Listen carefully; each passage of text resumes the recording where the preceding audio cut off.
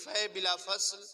افضل البشر بعد الانبیاء بالتحقیق حضرت سیدنا صدیق اکبر رضی اللہ تعالی عنہ جب حضور علیہ السلام کے ساتھ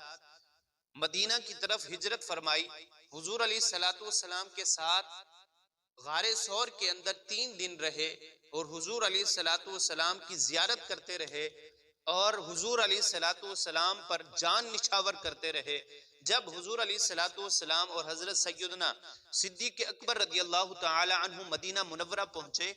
تو کچھ لوگ حضور علیہ السلام کو پہچانتے تھے اور کچھ لوگ حضور علیہ السلام کو نہیں پہچانتے تھے، اور حضور علیہ السلام کے ساتھ رہنے کی وجہ سے سیدنا صدیق اکبر رضی اللہ تعالی عنہ کے اندر سے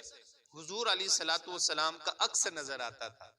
تو کچھ لوگ حضور علیہ السلام کے ساتھ سلام لے کر واپس چلے جاتے اور کچھ لوگ سیدنا صدیق اکبر رضی اللہ تعالی عنہ کو سلام لے کر ان سے سلام کر کے واپس چلے جاتے اور کچھ لوگ دونوں کو سلام کرتے۔ حضور علیہ السلام اور حضرت سیدنا صدیق اکبر رضی اللہ تعالی عنہ ایک جگہ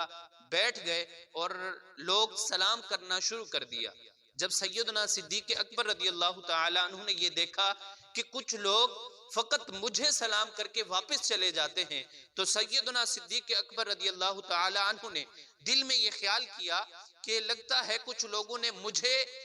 نبی مان لیا ہے۔ سیدنا صدیق اکبر رضی اللہ تعالی عنہ کی محبت میں قربان جاؤں۔ سیدنا صدیق اکبر رضی اللہ تعالی عنہ اٹھ کھڑے ہوئے اور جو انہوں نے چادر پہنی تھی اس چادر کو سرکار دو عالم صلی اللہ تعالی علیہ وسلم پر سایہ کر دیا۔ حضور علیہ السلام پر سایہ کر کے کھڑے ہو گئے اور لوگوں کو بتا دیا کہ اے دنیا والو، جس پر میں چادر کر کے کھڑا ہوں یہ آقا ہے اور میں غلام ہوں۔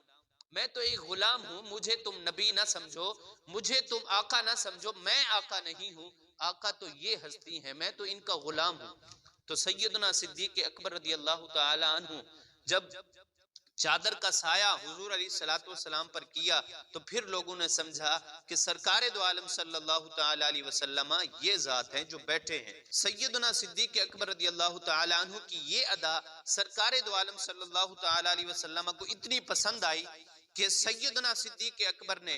سرکار دو عالم پر اپنی چادر کا سایہ کیا تھا اور سرکار دو عالم صلی اللہ تعالی علیہ وسلم نے سیدنا صدیق اکبر پر اپنے روزے کا سایہ کر دیا۔